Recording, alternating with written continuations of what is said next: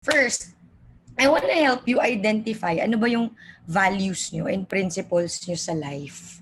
Diba? Kasi I think one of the reasons why we're afraid to ask questions, one of the reasons why hindi tayo confident when we're negotiating our salaries, when we're applying for jobs and whatnot, is we don't even know ourselves. We don't know what our values are. We don't know what matters to us. So this is one of the first things that I want you to figure out amongst yourselves or within yourself. Second is, how do you actually uncover a company's culture? Kasi when you know yourself and you actually research the company that you guys want to work at, then there's a match, diba? I'm gonna show you a staggering statistic later of how many unhappy employees there are around the world. You'll be shocked, diba? So that's something that I also want you guys to learn today. And finally, I want to help you gain the confidence to ask the right questions. Kasi 'di ba, over the last 2 days, dito sa chat mabilis magtanong. 'Di ba? Kasi hindi nila kayo nakikita. Wala naman kayong masyado interactions with them except the chat. But what if you're actually already in the interview? Paano ka magiging confident kung kaharap mo na yung interviewer mo? Alright? So, next slide please. Thank you so much. Thank you guys. Kita niyo na ako. Yay, hello. Alright. The next slide is...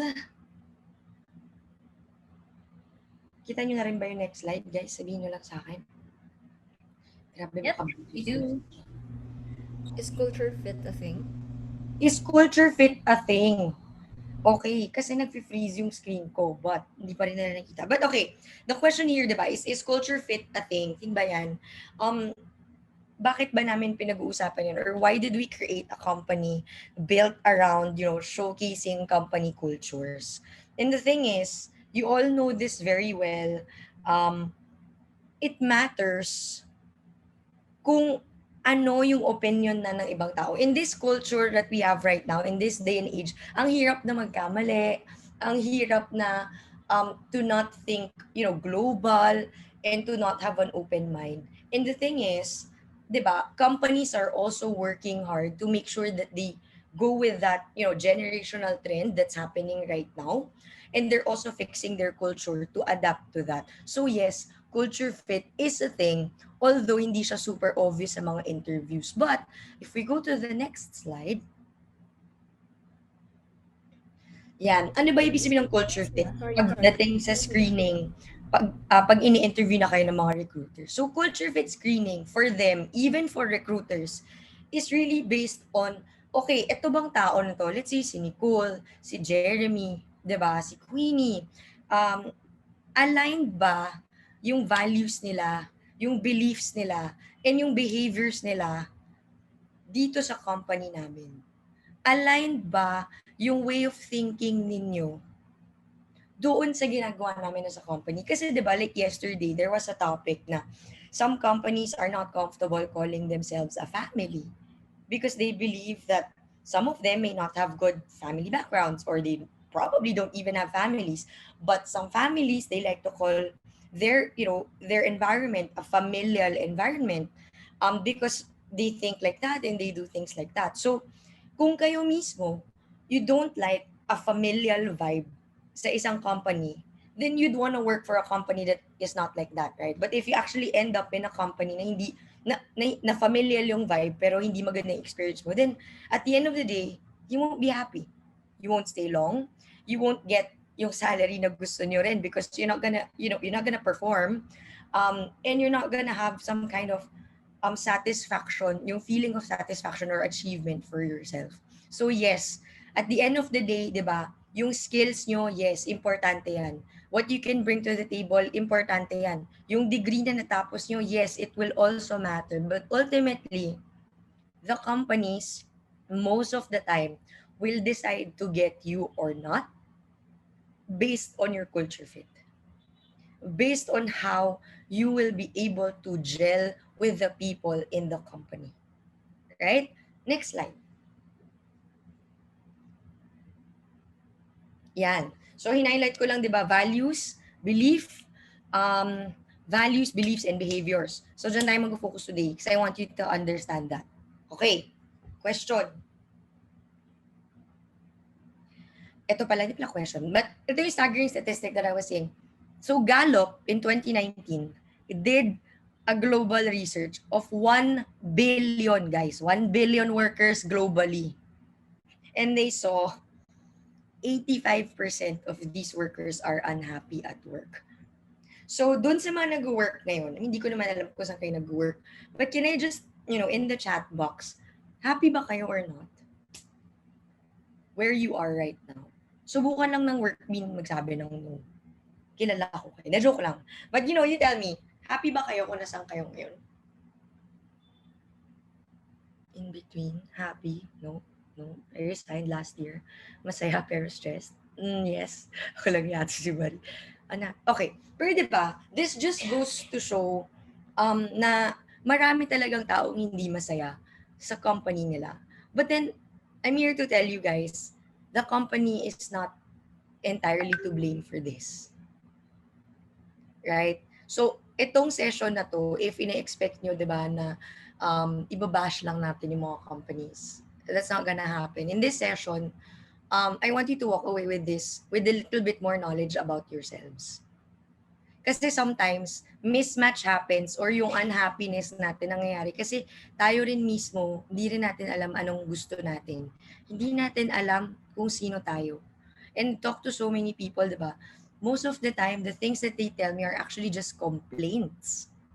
They're not, diba? They're just complaining that they have so much things to do. And then when you ask them, did you actually talk to your manager about it? Or did you actually screen the company when you applied?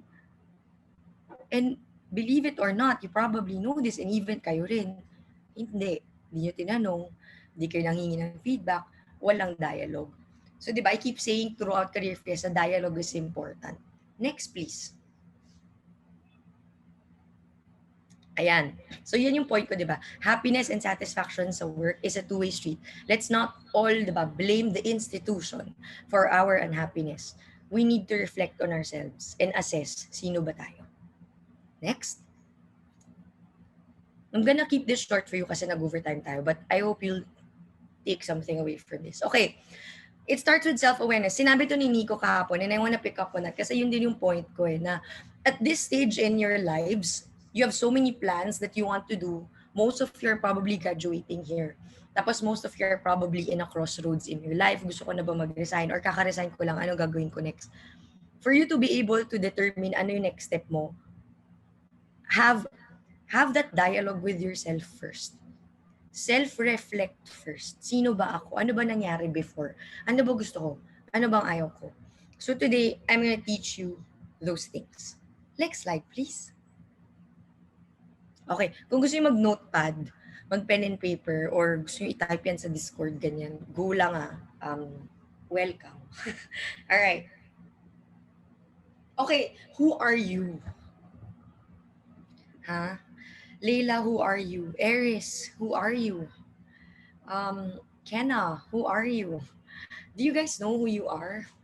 Do you know what makes you tick? When was the last time you asked a friend, a mentor, or a boss, saan po ba ako magaling? Nagawa niyo na ba yun? Actually guys, sa chat nga, when was the last time nagtanong kayo sa someone else, saan po ba ako magaling? Yes or no? Nagawa niyo na ba yun? No. Yes. No. But it seems like maraming no. Diba?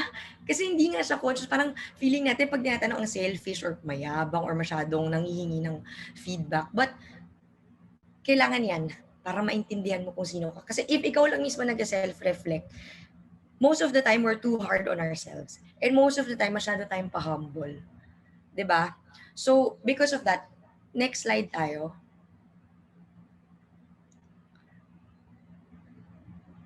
The very first thing that I want you guys to do is to ask yourselves, ano ba strengths ko? Next slide.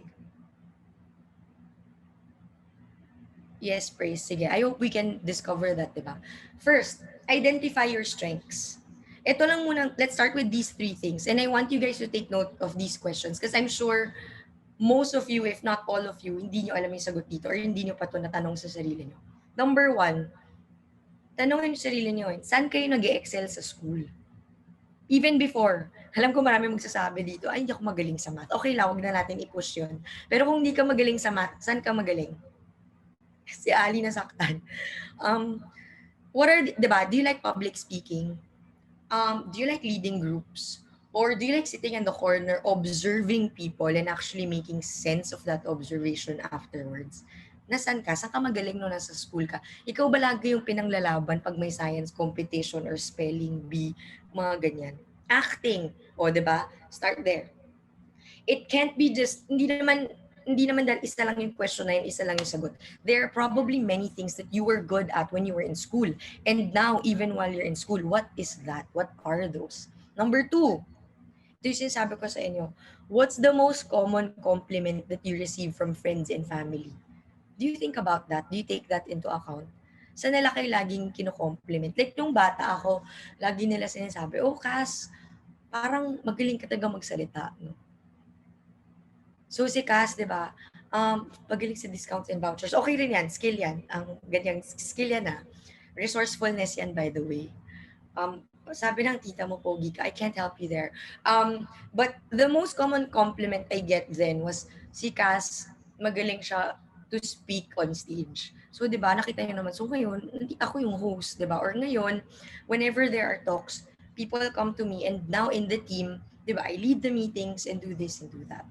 So, what is the most common compliment that you get from friends and family?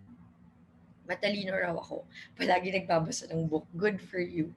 The third thing to identify your strength is, why do people come to you for advice? Guys, hindi to love life and whatever. Some of the practical things in life. Alam ko maraming nilalapitan for love advice. But why do people come to you for advice? Example, my co-founder, Neil. He's very good in finance. He's very good in managing our finances. He's very good in making sense of vague ideas and putting structures into it. So whenever I need advice on making sense of my crazy ideas and putting a framework into the crazy things I think of, I go to Neil. And he didn't realize that na yun pala yung strength niya until I went to him. So you ask yourself, pag yung mga tao humingi sa akin ng help, saan sila usually humingi sa akin ng help? Especially sa work or sa school work, diba? Kailan kayo nilalapitan ng classmates nyo? Kailan kayo nilalapitan ng colleague nyo? Ano yung usual na issue nila? Kunwari, si Praise, Praise, ang hirap nitong Excel formula na to. Paano ba to? Things like that. Take those as wins for yourself. Take note of those and mark it under your strengths bucket. If you're taking, not mental notes, but I literally want you guys to write it down. Ano yung strengths mo? Okay? Next slide. Number 2, what are your personal values? Next. Okay. 5 questions. Ito yung medyo malalim na, guys, ha. Ito something that I learned very recently. In order to identify what your personal values are and your principles are in life, go back to your childhood. What were the things that your parents taught you since you were a kid?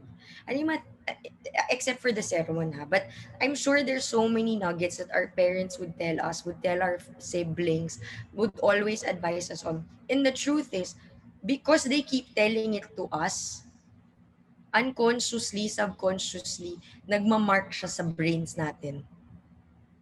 And those actually form our values as a person.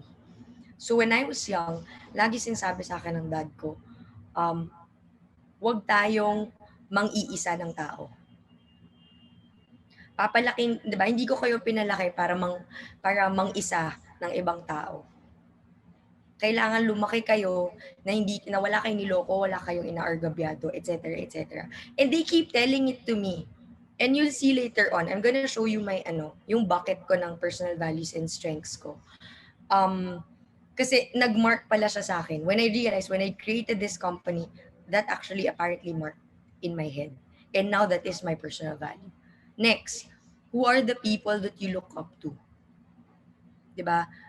Bakit nyo sila nilulook up? 'Di ba ang dami dito, idol si Alodia and all of these things. Bakit? I mean, apart from her probably being a great streamer and all of these things, I'm sure there's something deeper there kung bakit lagi niyo siyang fina-follow. I'm sure bakit lagi siya pinapanood, etc., etc. Bakit? Like, dig deeper into that. Next, when was the last time that you resolved a conflict? How did you approach that? Nagalit ka ba? Nag-beast mode ka ba? Ano yung approach mo nung nagkaroon ng latest conflict sa life mo?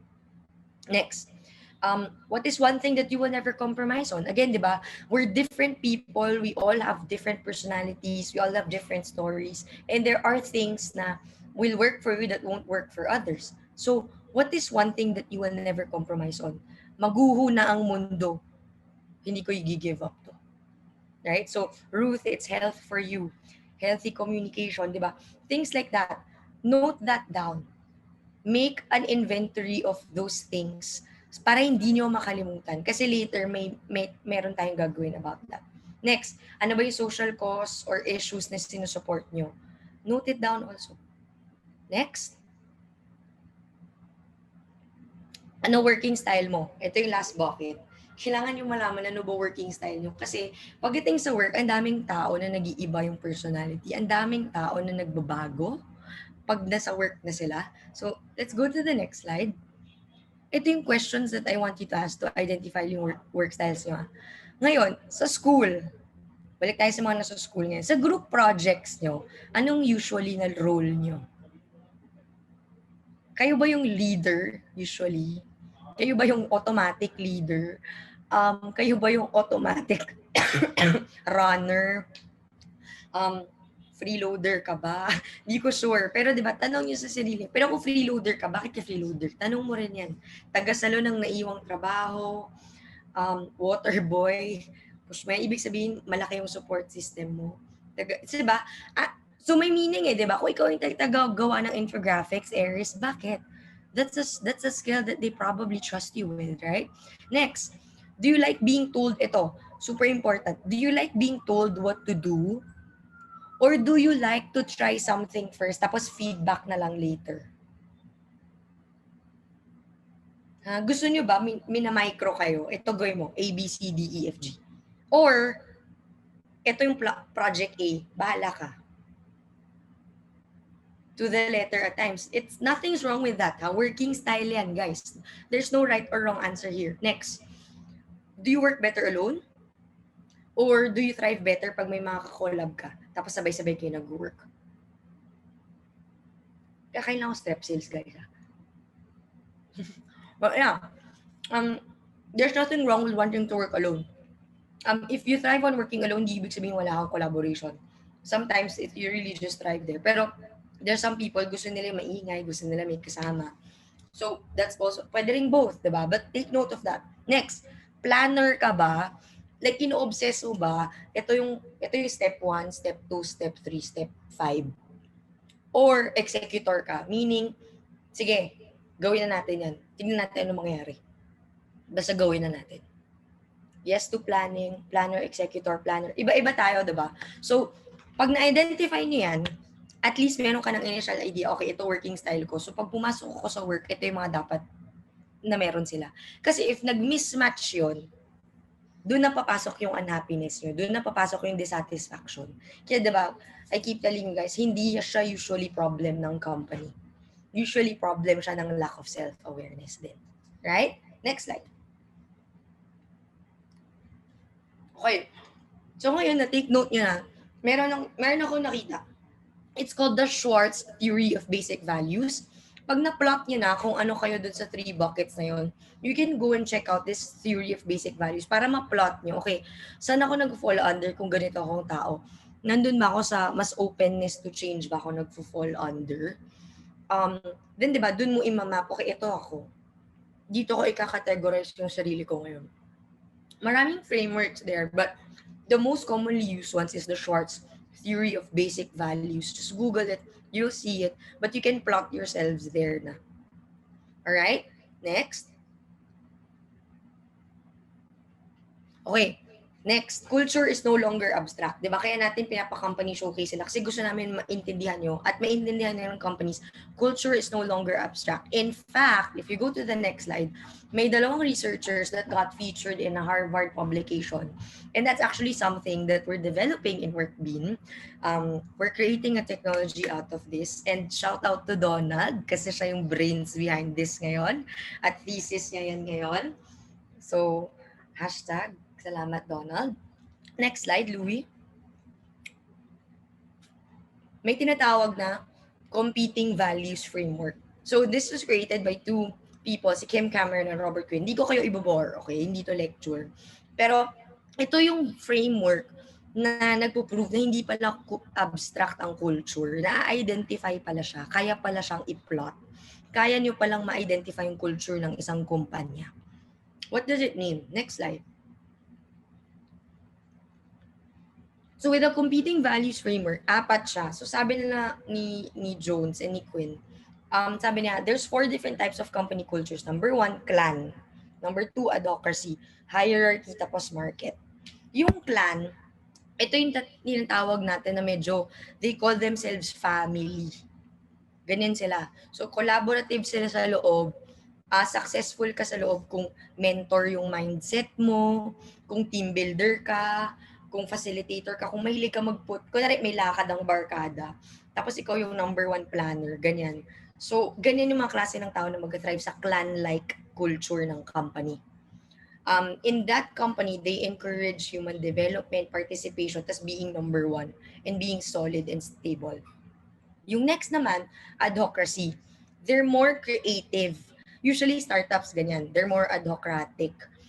Yung successful leaders dito, innovators, entrepreneurs, visionary, crazy sila mag-isip. Siguro, Tesla will fall under the adhocracy, right? They encourage innovation, risk-taking, and new resources. So, if yung personality mo, or yung, di ba, value mo as a person, or working style mo is planner ka, or gusto mo step-by-step lahat, baka mahirapan kapag pumasok ka sa company na may adhocracy. Kasi for these companies, they don't really plan. They just do. And they learn on the fly or as they go. Right?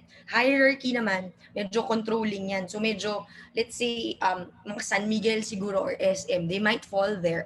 Diba? That's something that Donald is figuring out in his thesis. So, support Donald para makagraduate siya. But also, diba, when you go to, pag yung hierarchy companies, they're more organizers, they want to control, they want efficiency, they're super process-oriented. So dito ka, 'di ba? Kung may mga taong sumagot dito, mas gusto ko mag-plan. Planner ako. Ang gusto ko sinasabi sa akin yung step by step kasi may process na ifa-follow ko na lang. You might fit well sa hierarchy kind of company, 'di ba?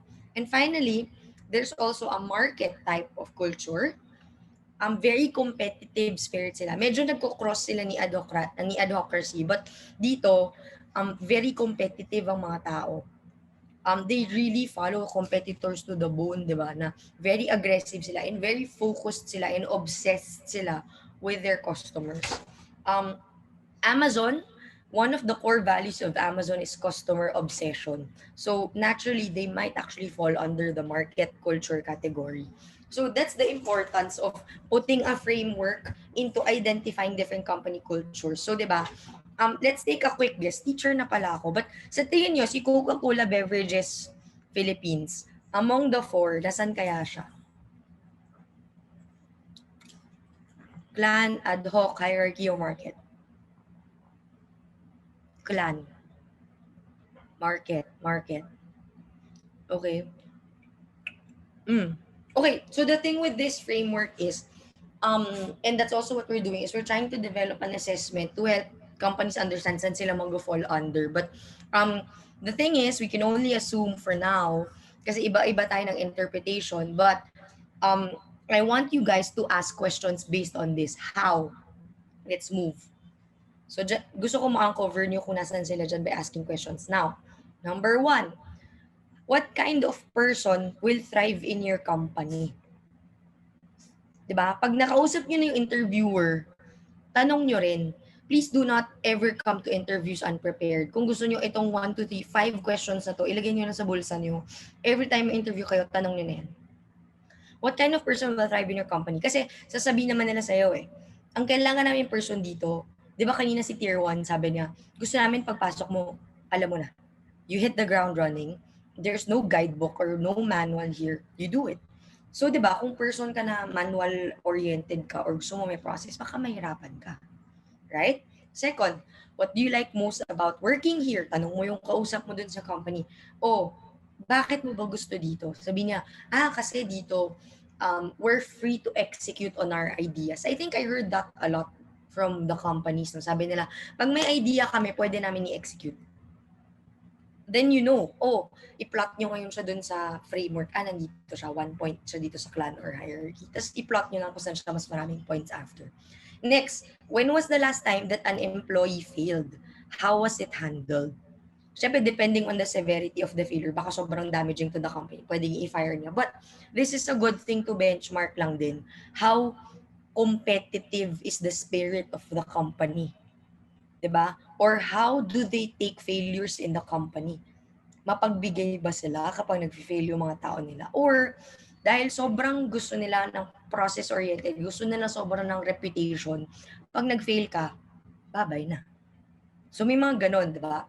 Next, how would you describe interactions among the employees? Like yesterday, diba? Mas family ba kayo dito? Mas barkada ba to na we respect each other but, may professional boundary pa din? Those are the things that you can ask to determine also kung kasi kung hindi ka masyadong comfortable na being super chummy with your workmates, tapos ganun sila sa company, baka you'll feel left out, di ba? You'll feel like you don't belong. Then again, it will contribute to your unhappiness.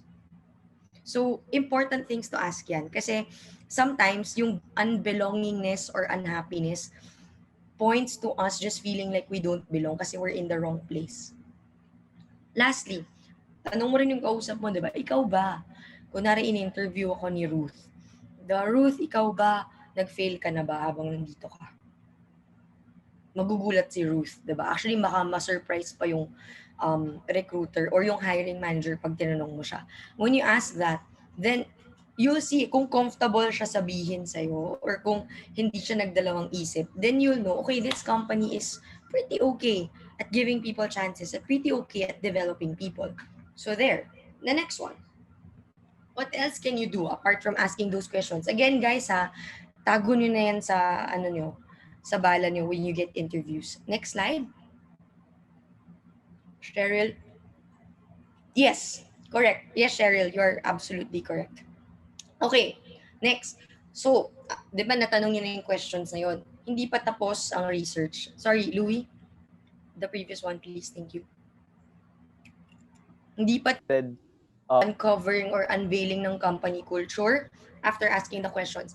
The question, sa mga in-applyan yung companies, when was the last time, or do you check their core values? Nire-research nyo ba kung anong core values ng companies na i-join nyo? Always. Perfect. Yes. Yes. Now lang. Perfect. You know what? Good for you guys. When I started my first job, I didn't do any of this. I'm like, I don't care. I just want a job. You treat me fairly or not, I don't care. I just need the money. But the generation now, that's why I wanted to give this talk. Kasi this generation, you want information before making decisions. But if you're a fresh grad, I'm telling you now, the very first thing I want you to do after this talk, lahat na nag-present today or over the last 2 days, i-research yung core values. The core values of the companies is super important. Bakit? The entire board of directors, the leaders of the company will have endless meetings trying to perfect their core values before nila yan i-publish sa website, sa SEC filing nila, etc. etc. Super important ng core values na ang PSE nire-require nila na yung mga companies i-report kung ano yung core values nila. Every year, hanggang file sila. Kasi ganun siya ka-importante. So, it's worth more than 10 minutes of your time. Dapat you're really, I want you to really absorb ano yung core values ng company kasi that will be your step one in determining what kind of culture they had. No, I had the same mistake, just needed the money. Exactly. May mga ganun eh. Pero if you actually equip yourself na alam mo yung core values nila, then mas confident ka magtanong ng questions because you know saan ka diba, ano yung titirahin mong points when you talk to them. Right? So, as if the previous company that you worked with is not that famous or searchable, kung sino yung kausap mo dun, then just ask them, what are the company's core values? Do you mind sharing? Kung wala silang core values, matakot kayo. Ibig sabihin wala silang guiding principle, ibig sabihin wala silang compass na ano ba, when things go wrong, what are we gonna do? How are we gonna treat our customers? So kung walang core values, I'd say be a little bit alarmed that they don't have that. Okay? Or if you can pa, di ba? Kung sino yung nag-interview sa inyo, sometimes you can actually ask, oh, so you're hiring for a marketing analyst. Is this a new role or may tao na before me? Pag sinabi niya, meron before. So, why did they leave? Or why did he or she leave? If they can answer that and you like the answer or you can work with the answer, then that's something for you to consider as well, diba? Next, research news bites. Na-involved na ba sila sa scandal? Or may bagong funding ba? Or meron ba silang bagong initiative na gusto mo rin maging part of? Diba? That's something that can also help you with the decision. And finally, it's the same with the causes they support. I forgot what that series was that I was watching. The Bold Type. Did you guys watch that on Netflix, The Bold Type? Parang the publication company that they were working for, yung board of director niya or yung president niya was actually supporting ano yung facility that parang brainwashes you, I forgot what it's called, but di ba parang yung board member pala niya is supporting that kind of organization na binabrainwash nila, like if you're gay they will parang totally erase it or parang change your perception. May mga ganun eh. What causes do they support? Is it available online? And can you live with that? Diba? If, I think at some point nagkaroon ng issue about H&M that they support child labor. Do you want to work for a company that does that? So those are the things that you can actually find online, and it's worth researching before you go into the interview para alam nyo what you're getting yourselves into.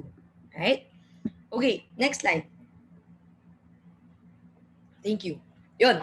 So, na-plot nyo na yung mga sagot nila doon, di ba? Ready nyo tong framework na to, tapos i-plot nyo, uy, pasok siya sa clan kasi, uy, pasok siya sa advocacy. So, i-plot nyo, nandito sila. Tapos next doon, di ba, is, next slide please. Yan. So, sa Workbean, di ba, pinaisi namin yung first layer of researching companies or ano ba yung personality ng company. So, si Cheryl ba yun, sabi niya parang MBTI. So, kami rin, we believe na kung tayo as humans, may MBTI or may endless assessments, dapat yung companies din, ina-assess din natin ano personality niya. Kasi, di ba, gone are the days na sila lang yung pwedeng mag-assess sa atin. Dapat tayo rin.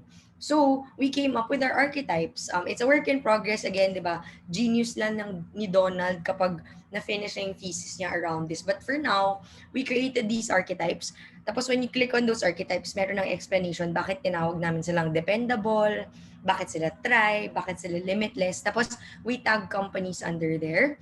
So you can actually use that as conversation starters to confirm, talaga ba na you operate like a tribe in the company? Which means, di ba, you follow a leader figure or a father or a mother figure in the company lang talaga. So those are the things that we did to help make your culture search a little bit easier. Next. Yun. So yung final ko, diba, do you have the confidence? I'm sure sa ngayon, sa mga fresh grads, parang hindi niyo sure kung confident kayo magtanong. Kasi yesterday I saw some people ask, hindi ba rude to ask questions like this or that? Hindi ba awkward? I think it was the talk from this morning about the salary negotiation. And I've been asked that before, di ba? Sabi ko, tanungin nyo, ba't umalis yung previous person na papalitan nyo? Or tanungin nyo, kung nag-fail na ba yung kausap nyo? Or ikaw, or parang how they handle failure. Because some people would say, oh, I'm shy. But, being shy, might actually cost you your happiness in your job. 'Di ba kaya baka pumasok din 'di ba kaya siguro yung some of us pasok sa statistic na hindi tayo happy kasi hindi natin tinanong. Fake it till you make it can get you so far. I mean, 'di ba, just may limit yun eh and then you give up. And then when that happens and you give up on yourself and then you quit your job, mag-snowball siya na magkakaroon ka ng self-doubt, magkakaroon ka ng issue with believing yourself, am I worth it? Ba't ako natanggal or ba't di ako happy? So it's important to be bold and ask those questions to really save yourself too. 'Di ba? It's a two-way street. Kung sila, 'di ba, pag minsan pa nga nag-apply ka sa job, may pa MBTI pa, may assessments pa, ang dami nilang assessments na binibigay sa atin. Kayo rin. 'Di ba? Ito na yung framework ko, binigyan ko na ka ng framework. Assess nyo rin sila using that framework. And then ask yourselves, is this the kind of company that I want to work at? Does that make sense, guys? Thank you. Okay, next slide please. Lapit na guys, kapit lang.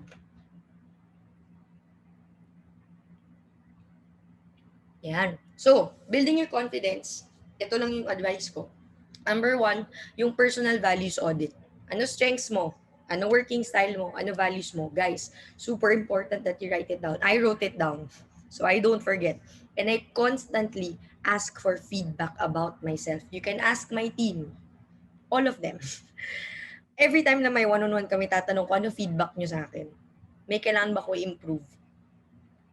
'Di ba? And I also ask the people I trust. Guys, sa tingin nyo saan ako magaling? Because sometimes I don't know, or sometimes I am also parang pa-humble to not want to recognize my own strengths. But if that's you, kung nahihiya ka aminin sa sarili mo ano strengths mo, go to someone you trust and ask, saan ba ako magaling? Okay? That's super important that I really hope that you guys will start doing from now on. Then third, di ba, yung confidence nyo in speaking to a company when you're in an interview is really, most of the times, pag nag-research ka thoroughly, mas confident ka magtanong. Pag nag-research ka thoroughly, mas marami kang talking points with them. So, research thoroughly. Create a question bank. Binigyan ko na kayo ng 5 kanina. Ask more things. Diba kung ikaw ay isang planner, if you really, really, really love to plan things, you ask the company, so how do you give projects to people? Diba? Or yung manager, how do you manage people? Diba? If the person says, oh, I let them do their thing, I just give them a directive or a high level summary, ito gawin nyo. And then I let them do their thing. If that works for you, then, diba, check na yung isang box na, okay, match kami dito. Then, ano pa yung mga boxes na pwede nyo i-check na match kayo? It's okay to ask for feedback. Yes, Lino. It's okay. It shows maturity, guys, if you're open to ask for feedback, good and bad. It's maturity and it's one step closer to making you feel more confident about yourself. Right? And finally, I need you guys to practice those.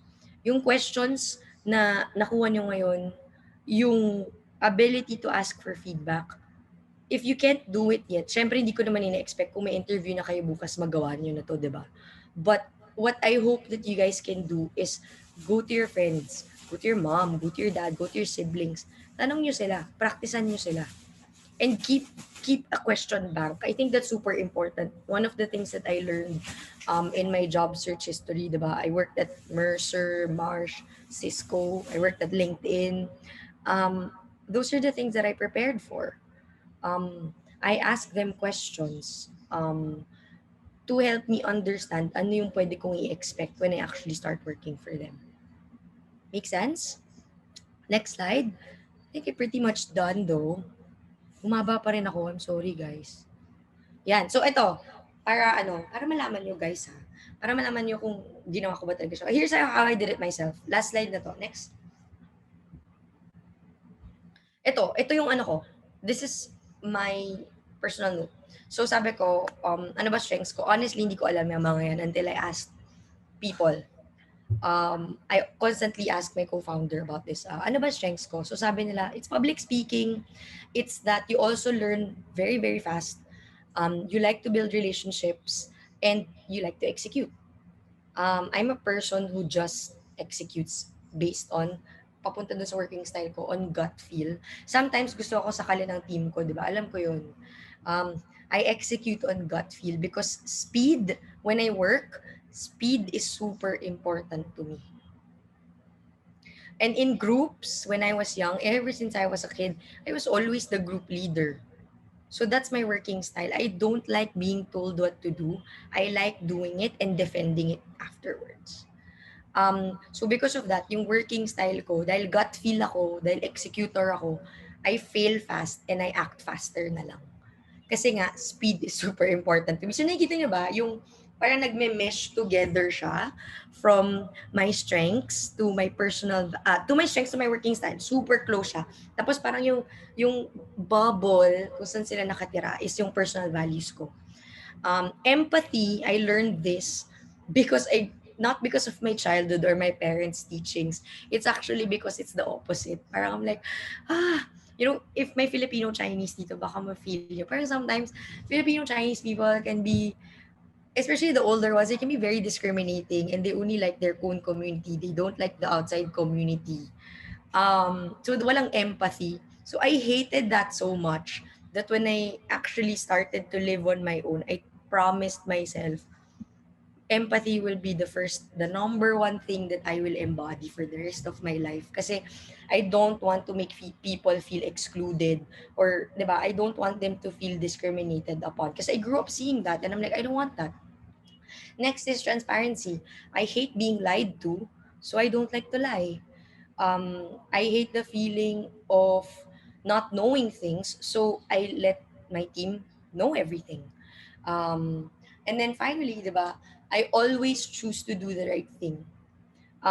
Medyo morally, ano pa yan medyo morally questionable kasi sometimes what's right for me may not be right for other people. But honest ako doon, di ba? I do what is right for me that I feel that is right for me now. But because parang mixed together siya with empathy, parang I can make it work. But that's for me.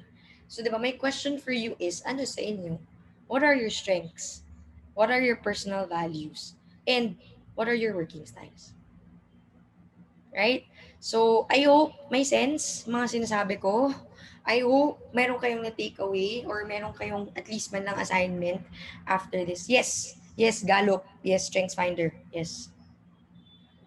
Um, I forgot my strength, honestly. And quite honestly, niregaluan ako ni Louie niyan for my birthday last year that I never had the chance to open. But I forgot what my strengths are. I'm gonna share it with you guys. Siguro sa Discord, gawa tayo ng Strengths Finder. Ano dun. And I'm gonna share mine with yours. I'm gonna share mine to you. Ano ba yan? But yeah, do you guys have any questions? Siguro let's do mga kahit 2 questions. Kasi alam ko inom na kayo kasi inom na ako. Kung wala naman, kasi pagod na rin kayo sa voice ko, okay lang din naman. But I really hope that you guys really are able to do this for yourself. A lot of us fail to ask people about their comments about us kasi takot tayo ma-disappoint. But that will really build your character. Ay, Jeremy, hello. Do you have a question? Yeah, just a quick question lang. Mm. It's ang ganda.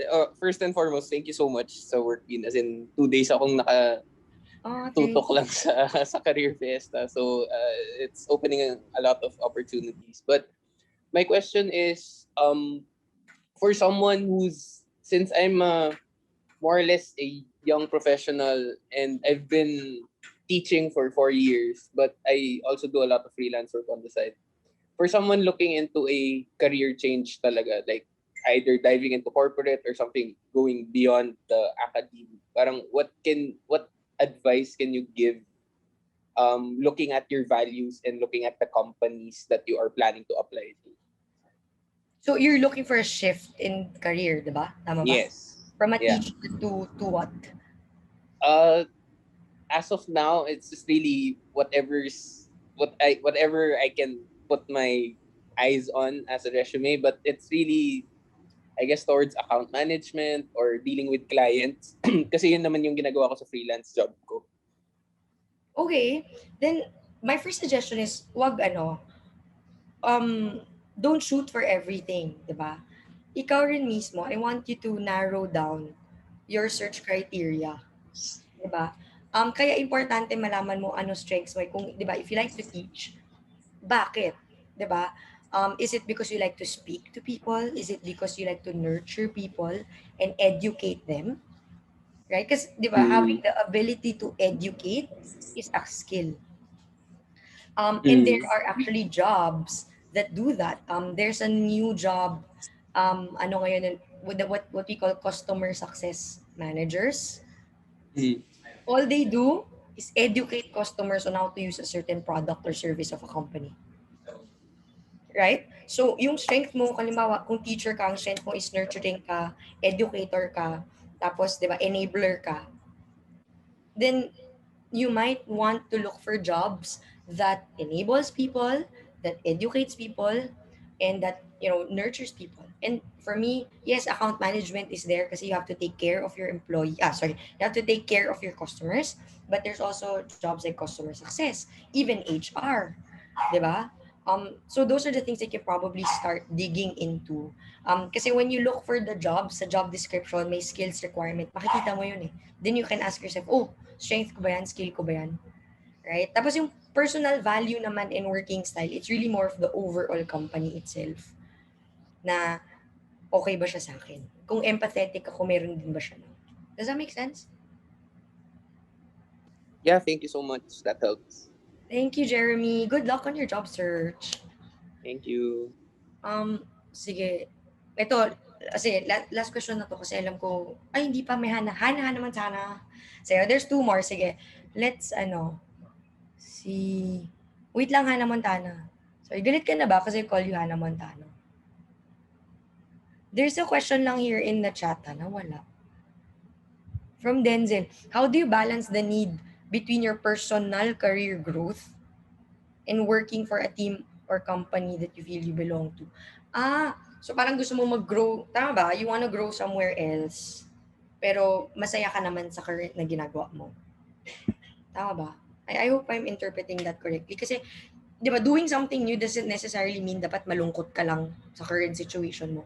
And the thing is, with one of the beautiful things that this whole, di ba, pandemic has, I mean, it's not a good thing that the pandemic happened, but one of the good things that came out of it is that parang na-nurture yung pagiging multitaskers natin kasi lahat available na online, lahat pwede na natin gawin online. So, I don't think I don't think you should feel guilty. I think that's one thing, no? There's also some people telling me, masaya naman ako sa ginagawa ko, pero I want more. And I feel guilty kung gusto ko gumawa ng something different. I've had that feeling before. So, tumagal ako sa Cisco for 3 years. I was very happy for the first couple of years, diba? But I really, really wanted so bad to parang pursue higher education and all of those things na parang sabi ko, I really want that. Pero nagigilty ako to the point na hindi ko siya nagawa. Na to the point na namatay na yung sorry for that, but namatay na yung gusto kong maging prof sana. Clayton Christensen, if you know him, the father of innovation. Ano yun? I forgot the word, but Clayton Christensen, I really wanted to go to his class. But because I was feeling guilty of pursuing something different, I didn't go for it. Disruptive innovation, yes, thank you, Jana. And now I feel regret. And that's the truth, diba? I really regret it. He died, I think, last year. And I never got it. So, um, do not ever feel guilty of trying something new. If you have the means to do it and if you have the time, I mean, our age group, guys, we have all the time in the world. Abuse the time that we have and do everything you can just to try new things. I hope that helps. Hannah, you're up next, my dear. What is your question? Hello. Yes. Hello. Yes. Hi, Cass. Um, I just wanted to ask because parang one of the issues right now, I don't know if sa school lang, pero if sa work also. But then, um, parang there's this issue na people are getting burnt out because of the virtual setting. I just wanted to ask what encouragement you can give to those who've lost inspiration or interest in the things that they're doing, but of course that they still want to be in that place. Yun nga lang, parang they've lost the luster of what they're doing. So how can they realign themselves again to that interest? I'm gonna say more about that during my closing speech later. But I know the feeling because hindi dahil I founded this company, I wake up every day wanting to work 100 times harder than everybody else. Hindi rin dahil ako yung founder ng Workbean, ako yung, 'di ba, laging masaya sa ginagawa ko. When the pandemic started, happy pa ako. So, mga 1 year, parang ako, oh my God, 'di ba, hindi na ako kailangan lumabas to meet customers. But it's actually the start of this year that I felt demotivated kasi wala na, there's no luster, 'di ba? You put it perfectly. Wala na ako na feel na luster kasi I feel like ang bagal ng galaw ng mundo. Na yes, 'di ba? I have so many things to do and all of these things, but parang there's no movement in my life. So what I did was do something different than, 'di ba? Parang every day of my life wala na kaming ginawa kundi Discord, usap, meeting. Um So, what I did was something different. Sabi ko, okay, kailan ko ng project. So, I think yun eh. If you lose the luster of bored ka na, hanap ka lang ng project. Ang project na ginawa ko is, nag-move out ako ng current apartment ko. Tapos, diba, that moving out gave me gave me a different activity to stress about na masaya ko kasi nakita ko na, oh my God, may cabinet na, may bed na, may ganyan. So, nilabanan ko yung feeling of, di ba, there's this, may languishing daw ngayon na word. Nilabanan ko yung feeling of languish by looking for something different to do. So, di ba, totoo yun eh, di ba, yung mga naging plantita na, although I never did any of that, although I did a major move out and really worked on putting things together in my new place. So, Hannah, I hope you also find a project that's a little bit more heavy. Hindi lang mga baking, di ba? And all of it. Something a little bit more heavy. Like, maybe pursue something different na hindi naman online. Does that make sense? Yes, thanks, Cass. Thank you. Yes, I tried to do exercise, but like, it doesn't want me. Joke lang. Thank you, Hannah. All right, Rose, what's your question? Hello, I just wanted to ask because kasi during my job search, I was having a pretty hard time when it comes to applying for the entry level position, especially since they saw my age and all that. And sometimes companies like do discriminate sometimes when it comes to your health concerns or something. So whenever I ask what can you do for those differently abled, for those with comorbidities, for those who cannot really work during the pandemic? Because like last year I resigned from my job because aside from I felt like the job is not for me, also the health concern, I had to like go to the therapy for my back pain, and it took me like months before I recovered. So yeah, so I wanted a company that ensures the safety and well-being of the people, especially for the differently abled, because I don't want to be branded as career shifters all my life, because it's tiring to apply for a job and then it's tiring to receive rejection letters all the time, or almost all the time, just for that chance to be hired by a company that would take you in, that would give you a chance to work for them. So yeah, so I think it's kind of like demoralizing or demotivating for those like me whose age is also catching up on us, because yeah, because it's really hard to look for a job even though we looked at the competency. Yeah, you could see all the boxes, you could see all, you can check all of those boxes, and yet at the end of the day they won't respond to you, they won't, so what can you like suggest or how can we motivate ourselves to keep on going, because we also wanted to turn our life around, to Yeah, have a job, to have a stable income. So thank yeah. you. No, I understand. Thank you for your openness, no, for saying that to everybody. Thank you, Rose.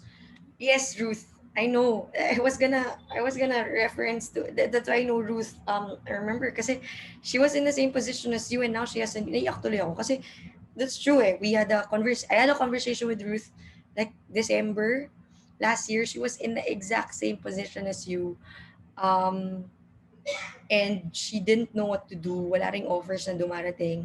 But now she has a new job. And I couldn't be happier for her. Siguro ang mabibigay ko lang sa'yo ngayon, Rose, is build your confidence again. Kasi if you don't, or if you shortchange yourself, kasi sabi ko sa inyo, guys, I want you to understand ano ba strengths nyo eh. Kasi yan yung gagamitin yung bargaining power nyo, or yan yung gagamitin yung pangyabang pagkausap nyo na yung company. Nararamdaman kasi namin yung doubt sa boses nyo pagkausap na namin kayo during interview. And when we hear the doubt from your voice and from your demeanor, then we also end up doubting you. Right? Kasi parang feeling ko, hindi confident si Rose. Paano ako maging confident sa kanya? I mean, I hope that makes sense, yung first level na yun. So, build your confidence first. Rose, I'm sure may mga bagay na magaling ka. 'Di ba? Meron din akong nakausap before. She was off for 1 year because she had a major spine surgery. And then we talked. And then a few months after that, I think she got hired then. Because she was also very transparent na, 'di ba? Let this not be a hindrance. Na yes, 'di ba? May mga times talaga na I have to go to my doctor's appointment. Talagang may mga times hindi ako makatayo kasi like I had a major spine surgery so I can't function.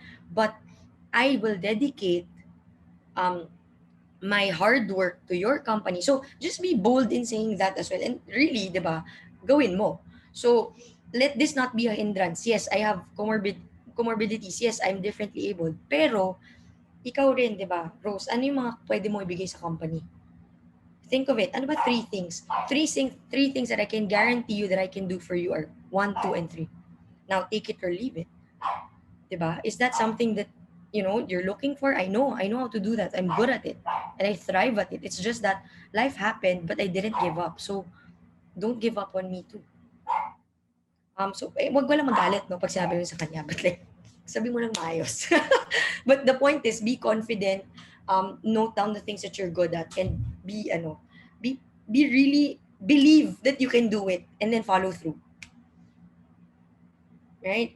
So, interviews, guys, first level lang yan. Sometimes, yabang lang katapat nyo para ma-hire kayo. Siyempre, what comes next para ma-regular ka is you follow through it, di ba? Pero, ang interview at the end of the day, kailangan mo lang talaga mayabang ng konti. Okay? Bro, sana nakatulong. Thank you so much. And I know, nakakapagod na ma-reject constantly at nakakawalang gana. Pero, hindi kayo nag-iisa, guys. Kaya, di ba, we have this community because all of you guys are in the same boat. And that's why we're doing these things for you. Because we believe that you'll find it if you really just believe in yourselves too. Right? So, last na, pero mamaya habang nag-inuman tayo, pwede nyo ako ulit tanungin. Alam ko Q&A session to, so super happy ako. Si Clarence, kasi parang nag-comment sila na feels daw yung kay Clarence. Ano to? So, okay. Opinion. Okay, left your previous position because you felt like there was no more in store for you.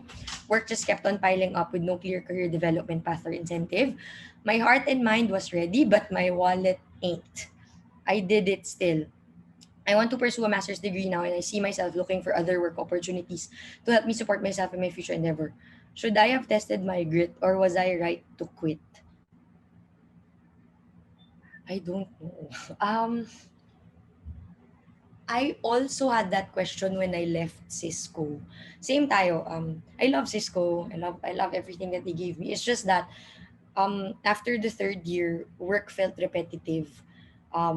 Work felt repetitive so much that I forgot how to create a PowerPoint presentation. I forgot how PowerPoint works. I forgot a lot of things that I was good at because work just became repetitive and then it's all about meeting your numbers, quota, quota, quota. Tapos hindi ko na rin alam yung career development ko. Parang mapopromote ba ako? Parang 3 years na to, ganyan, hindi pa ako napopromote. ready ba yung wallet ko nun? Hindi masyado kasi I was living overseas, diba? And I had the mistake of spending so much and not saving enough. So I'm not perfect, you guys. And I was super scared. So, naganap talaga ako ng ibang opportunities. I didn't give up my job. So, see, that's the thing. Different tayo ng approach eh. Kasi parang sa akin, practicality has always been super important to me. So, sabi ko, sige, titiisin ko siya hanggang sa makita ko ng better opportunity because I value, again, personal values, wala lang dyan. May value ko sa practical. Practical to, so yun yung gagawin ko. Sometimes to the point of me being unhappy, but that's what it is, right? But siguro, hindi ko masasagot directly yung tanong mo, Clarence, no? But one thing that I noticed in our generation is that grit, yes, we talk about it a lot, but the practice of grit, hindi siya usually nangyayari. Most of us tend to give up easily when we don't get our way. Most of us tend to blame, di ba kaya nga may, ito nga, di ba, sabi nga kanina ni Alex, may term na budol, kasi we want something else, someone else to blame. We don't want to take the responsibility for something. That's why, it's, parang yung grit, yes, parang nagiging lip service siya to most of us. And that's one thing that I hope most of us will really get over. I'm not saying what you did was wrong, Clarence. Again, it really boils down to practicality, to what you can take on. Ang sa akin lang siguro for all of you guys who are here is that continue to push even if things are difficult. If there's one thing that I really appreciate from our previous generation, the boomers, is they know the value of hard work. They know the value of hard work that most of us forget. That even I forget that sometimes we live in a world na lahat instant kasi. So, hindi ko kayo masisisi kung gusto nyo ng instant gratification kasi napakaiba ng generation natin. But if there's one thing that I want you guys to parang learn from our predecessors, joke lang, but from the boomers, is hard work. The value of hard work. Right? Clarence, I hope that helps. And for those na say that they can feel in, important pa rin ang hard work, guys, ha? Alright, so, end na. O, i-end ko to ng quote kasi ganun dapat daw para may impact. Pero sana impactful. Pero si Carl Jung, diba? The father of modern psychology. And he also, kung di nyo alam, he's the guy who actually invented the concept of extroverted and introverted personality types. So sabi ni Clarence, sabi ni Carl Jung, until you make the unconscious conscious, it will direct your life and you will call it fate. So ang point lang dito, 'di ba, is to be self-aware is to know what you have and what you don't. Being self-aware allows you to take the reins of your life. Right? Instead of hoping for the better or instead of blaming it on something else, 'di ba? If you're aware of your strengths, your weakness, your values, your working style, then you can make things better for yourself. Hindi mo siya i-rely sa other people. So, that's it, ladies and gentlemen. At dahil you listened to my ramblings, ilabas yun yung Wookie coins na 2. Guys, 2 for 1. Love it. 2 for 1 Wookie coins. Ay, nawala yung screen. Ay, nag-change lang sila. But, guys, did it help? Thank you. Thank you. And thank you, Rose. Thank you, Hannah, for being vulnerable with all of us here. I think you just inspired a lot of people. So, thank you. Yawn. Ayan na, guys. 2 QR codes. 2 QR codes. Make sure you scan both. Make sure you scan both. Ready na po.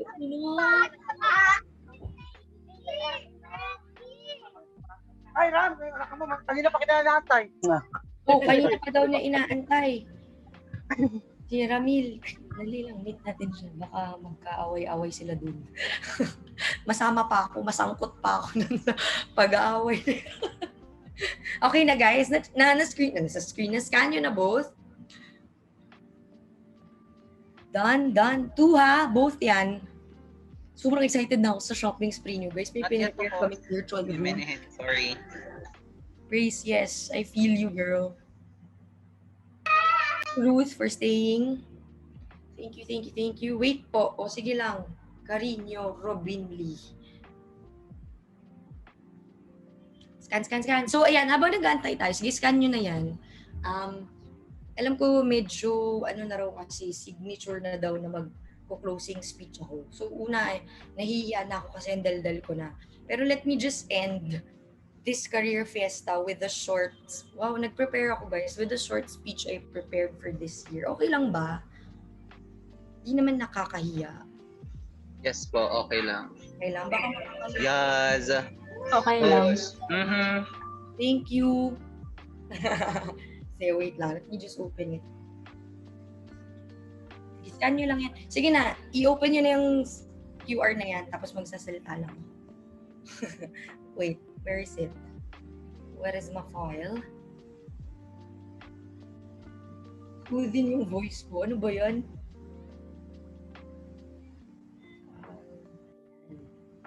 Short lang to. Tinry ko siya i-shorten. Maga pa, yes. Bumili kaya ako ng maraming beer para sa inyo. For me. For me pala. Okay. Meron akong common na napapansin kasi sa questions nyo. So, I'm going to pick up my closing remarks on that. May common ano kayo eh. May common problem kayong lahat, which is, I understand. Okay. Ready na ba kayo? Ready na? Okay. Yes. Thank you, Jana. Okay, let's go. Okay. This is what I have to tell you. Guys, take things one day at a time. Okay? Hindi ko alam kung alam nyo na to, baka narinig nyo na before, but I've been in your shoes one too many times. A lot of people always get shocked when they hear about my childhood, my experience in college, the way I threw my life away when I was younger. Kasi nakita nila, ay, founder na siya ng startup. But I had so many things that hindered me from achieving greater things. So, diba, as a child, growing up in a Filipino-Chinese community with a Filipino mother, I was discriminated against. My Chinese teachers hated me for being half-blooded. They call me half-blooded.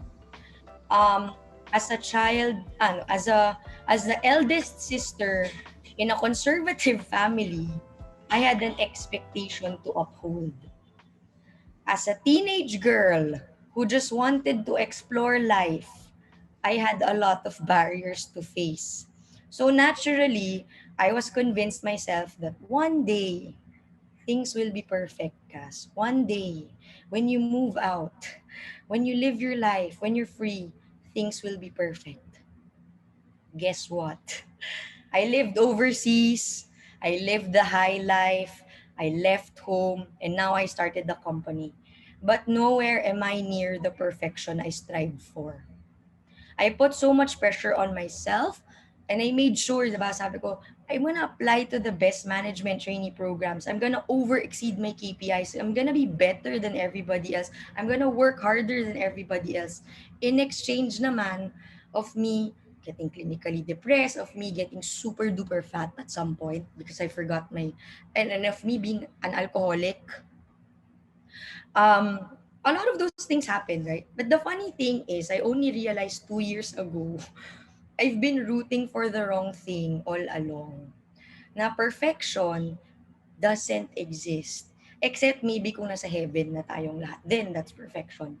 But what I learned throughout my life's journey is that apparently, it's enough na pala to push yourself to be better at least by 1% every day. Every day. So, hindi siya one time, big time. Every day pala siya na activity for me. So, it mattered more to ask myself if I am better today than I was yesterday. But, diba, don't get me wrong, guys, ha? I have big, hairy, audacious goals for myself, too. But now, what's different now is that I don't approach it by beating myself up for every imperfection, for every failure, for every struggle that I face along the way. In the last couple of years, I learned how to embrace what I call, yes, Atomic Habits. I learned how to embrace what I call micro failures. I just termed it myself. Baka it exists. But I embraced micro failures. This mindset was triggered when I was asked, when was the last time I failed? Flat on my face. And I couldn't think of a single situation that it happened to me. Apparently, I was wrong pala.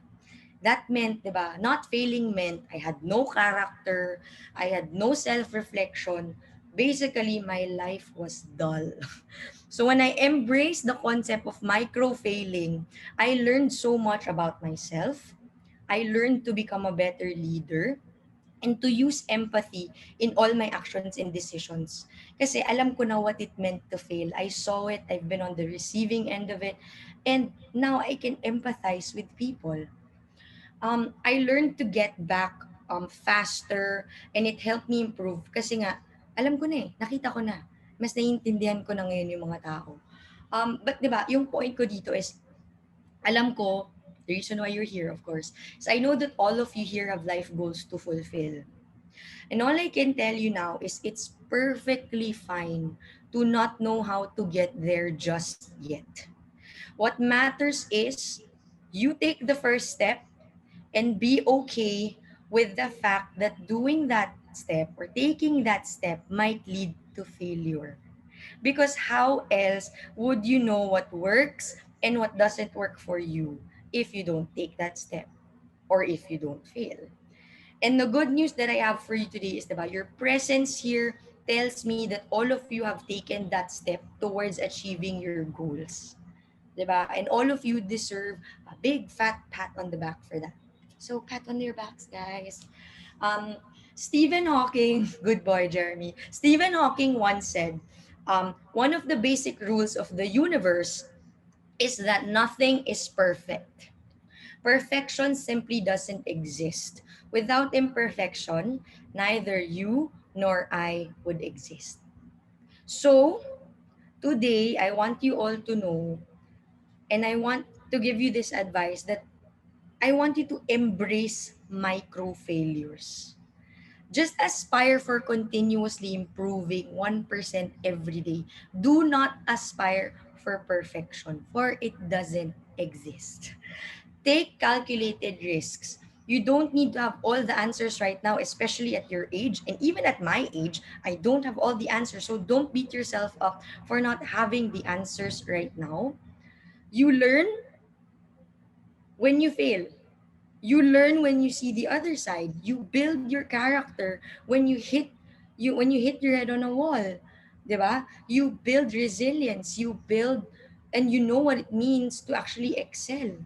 So, at the end of the day, you can only learn so much by standing still and looking at the big picture, 'di ba? There's a limit to that. So, my only advice, my final advice, move. Move your ass. Move that butt. Do something. Um, take that one step. What's your 1% tomorrow? Ask yourself that. Yun lang, guys. Maraming salamat sa pakikifiesta sa Career Fiesta. Thank you for giving us the opportunity once again to serve you. As you all know, hindi ko kaya gawin lahat to. There's so many people behind the scenes making this happen. So, gusto ko lang i-recognize natin sila. And after this, guys, I want you all to clap for them and to clap for yourselves. Let's just thank the hard-working crew of Workbean.